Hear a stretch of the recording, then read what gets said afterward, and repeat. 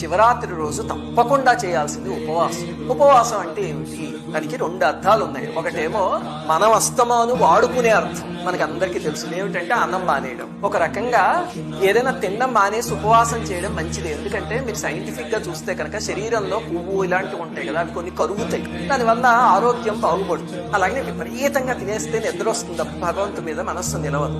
అందుకని ఉపవాసం అనే దాన్ని మన ప్రతి పండక్కి మన ఋషులు లింక్ చేసి పెట్టారు. కానీ గుర్తుపెట్టుకోండి, అలా మానేసేసి మధ్య బీపీలు షుగర్లు ఉన్న వాళ్ళందరూ కటిక ఉపవాసం చేద్దామని పట్టుదలతో కూర్చొని పక్క రోజు వెళ్ళి హాస్పిటల్లోకి సెలైన్లు పెట్టించుకుంటారు. అలాంటివి ఎంత మందిని చూశాను. అలాంటి ఉపవాసాలు ఎప్పుడూ చేయకండి, అది మంచిది కాదు. ఇంకా రెండవది, అసలైన ఉపవాసం ఏమిటి? ఇది అన్నం మానేయడం ఉపవాసం కాదు. అసలైనది ఏమిటి అంటే ఉపవాసం అంటే దగ్గరగా ఉండడం. అంటే మన మనస్సు పరమేశ్వరుడికి దగ్గరగా రోజంతా ఉండగలిగితే దాన్ని ఉపవాసం.